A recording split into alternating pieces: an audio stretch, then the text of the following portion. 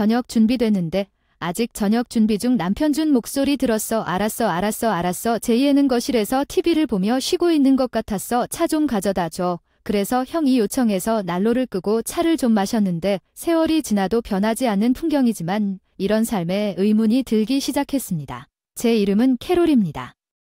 저는 50세이고 결혼 27주년입니다. 조는 전직 저보다 4살 많습니다. 상사의 요청에 따라 직장을 그만두고 전업주부가 되었습니다.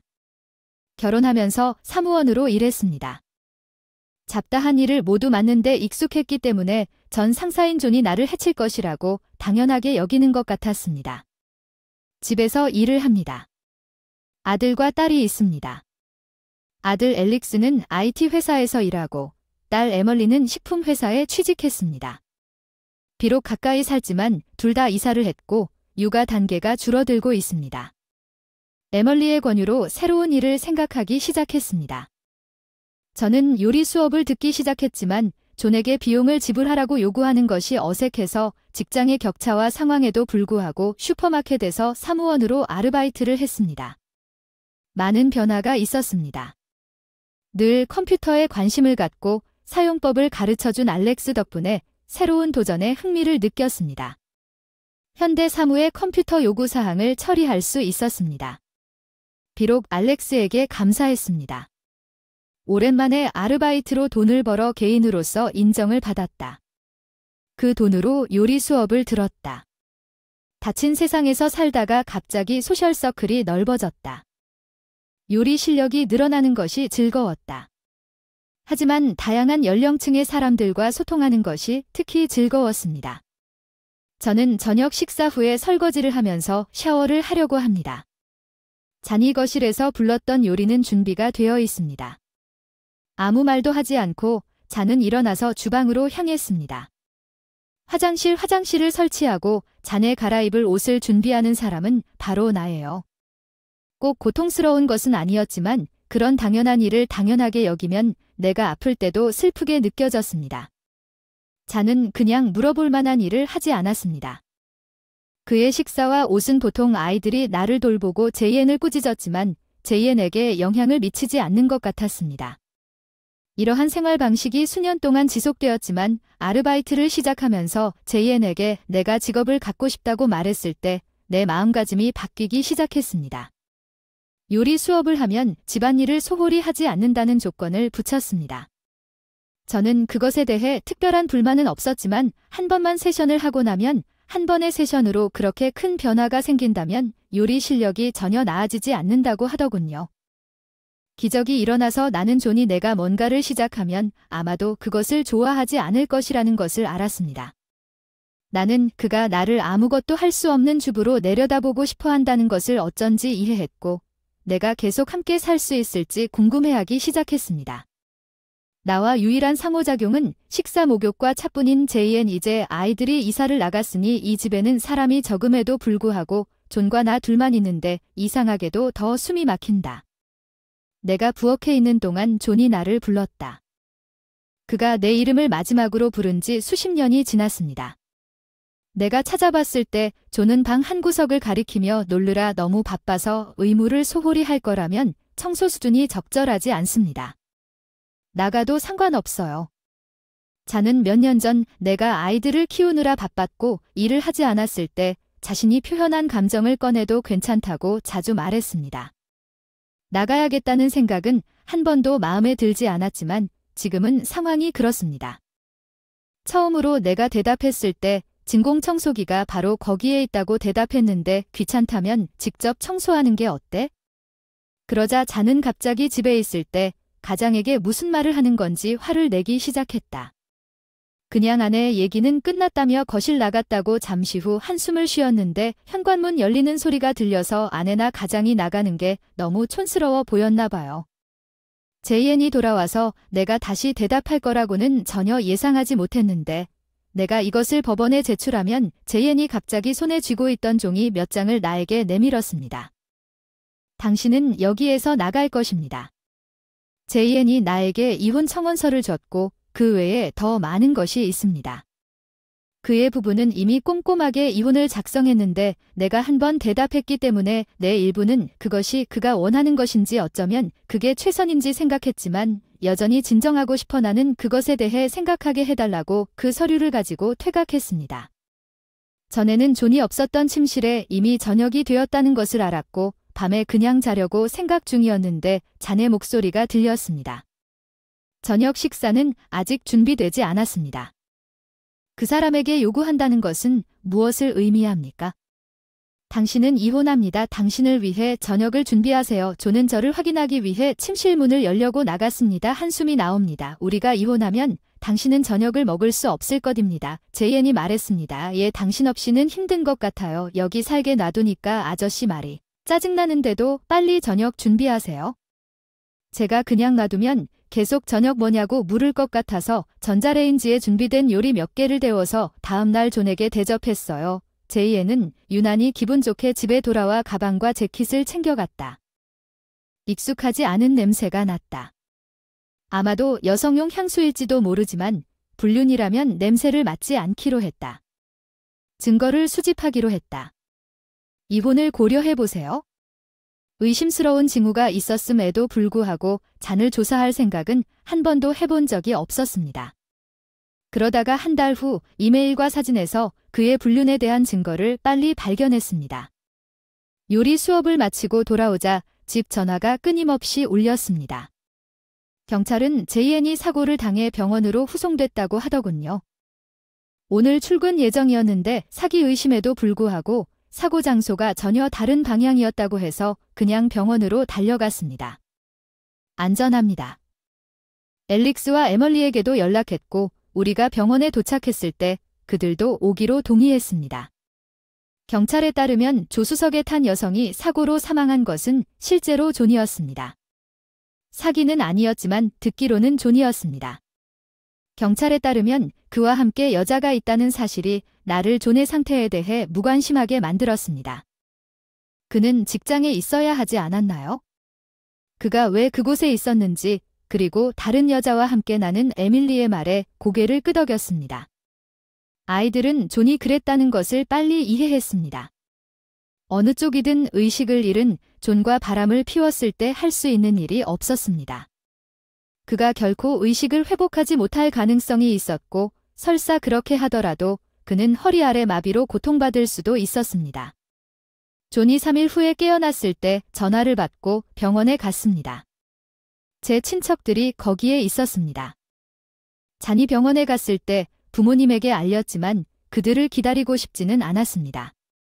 저는 잔의 부모님을 만나지 못했습니다. 병원에 도착하는데 시간이 좀 걸렸던 부모님은 우리가 떠난 뒤에 시댁 식구들이 도착한 것 같았고 존은 의식을 잃은 동안 시댁 식구들은 나를 보자마자 그의 곁에 머물렀다. 시어머니 리사가 캐롤 소리를 지르기 시작했다. 있었나요? 존과 결혼한 이후로 저를 안 좋아했던 것 같았어요. 멀리 떨어져 살아서 거의 만나지 못했는데 이번에는 잘 만날 때마다 늘 투덜대고 의식 없는 남편을 떠난 아내라고 혼날 줄 알았거든요. 당신 뒤에는 당신 남편이 목숨을 걸고 싸우는 동안 옆에 있어주지 않은 끔찍한 아내입니다. 시아버지 조지도 저를 꾸짖었습니다. 나는 어쩔 수 없이 이렇게 말할 수밖에 없었습니다.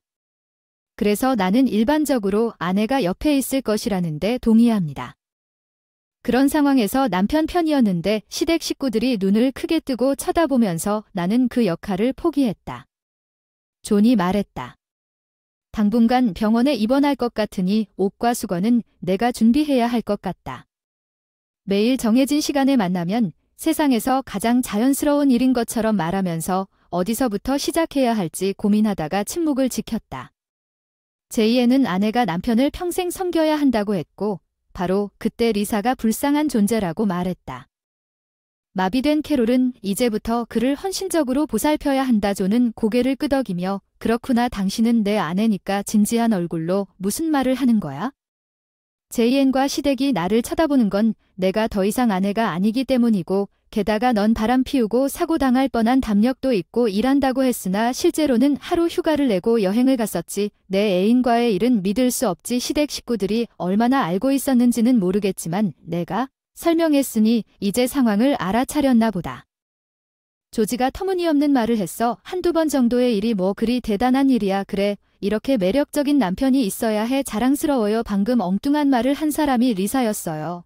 병실 문이 활짝 열렸어요. 할머니, 할아버지, 당신이 말하는 건 끔찍해요. 알렉스가 자기 뒤에 있다고 말한 사람은 에밀리였어요. 이제 모든 걸 다 들은 것 같더라고요. 선수들이 여기 있었어. 난 당신이 3년 전 회사 임원의 아내와 불륜을 시작한 모든 것을 말하기 시작했습니다. 당신이 임원으로 승진한 것을 축하하기 위해 그들의 집을 방문했을 때 그녀와 친하게 지냈다고 들었습니다. 어떻게 감히 그런 행동을 합니까? 임원의 부인 사고로 사망한 여성은 존의 여주인이었고 경찰 신문을 받고 그 여성의 남편과도 연락을 취해 구체적인 정보를 알게 됐다. 존의 얼굴이 눈에 띄게 창백해졌다. 교통사고를 당하는 게 이상하지 않나? 그의 여주인은 차 안에 있는데 아무것도 알아내지 못했습니다. 오랫동안 알고 있었지만 필요한 증거는 모두 잘 확보했습니다. 변호사와 미래에 대해 논의하기 위해 떠나는 중이므로 이제 떠나겠습니다. 제이엔 눈에 띄게 창백해지기 시작했고 당황하기 시작했어요. 잠깐만요. 변호사가 무슨 말을 하려는 거죠? 정확히 무슨 소리인가요?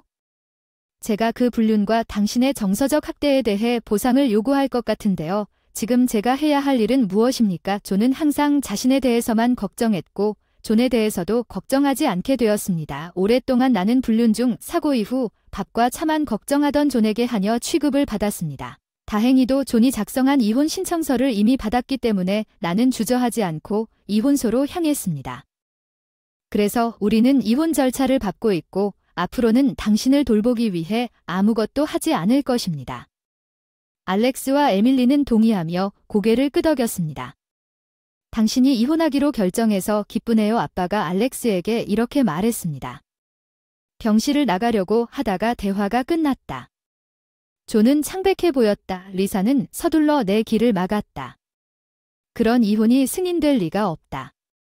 평생 그를 돌봐야 한다는 것을 이해했느냐? 리사가 소리를 지르자 나는 무의식적으로 진지한 태도로 대답했다. 안 돼요. 그럼 그 사람은 뭘 해야 하는 걸까요? 그 사람은 걸을 수도 없고 목욕을 해야 하거나 화장실을 사용해야 한다면 그 사람을 돌봐줄 사람은 그 사람을 돌보는 것 외에는 두뇌가 없기 때문에 징징거리지 말고 그냥 해라. 난 표정을 지으며 왜 그러지 않느냐고 말했고 그녀는 고개를 저으며 침묵에 빠졌다. 그래서 나는 원하지 않는 일을 나에게 강요하지 말라고 말했다.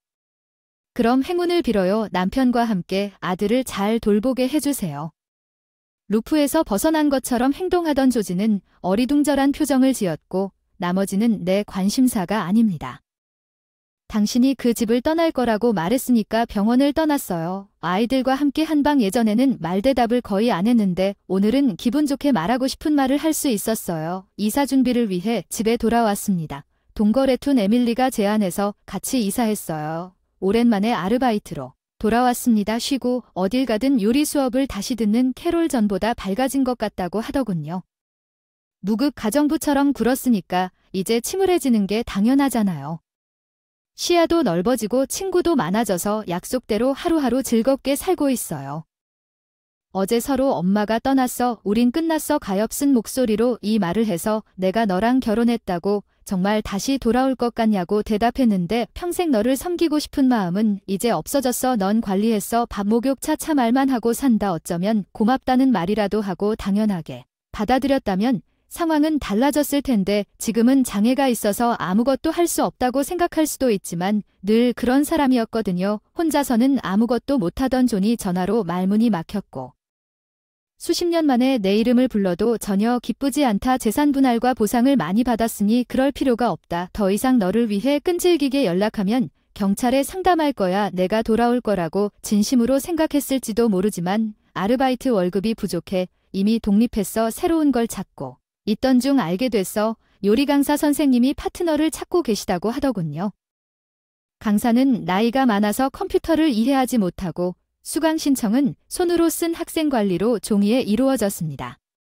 저는 즉시 인터넷을 사용하여 수강생을 모집하고 요리 강좌에 대한 글을 올리는 것을 돕기 위해 자원했습니다. 모두 감사합니다. 엘릭스가 나에게 컴퓨터에 대해 가르쳐 주었고 엘릭스가 나에게 연락했습니다. 얼마 전에 아빠가 전화했지만 나는 그가 그를 돕거나 돈을 빌려주지 않을 것이라고 믿을 수 없다고 말했습니다. 앨릭스가 알 수 있도록 아빠를 결혼식에 초대하지 않을 것입니다.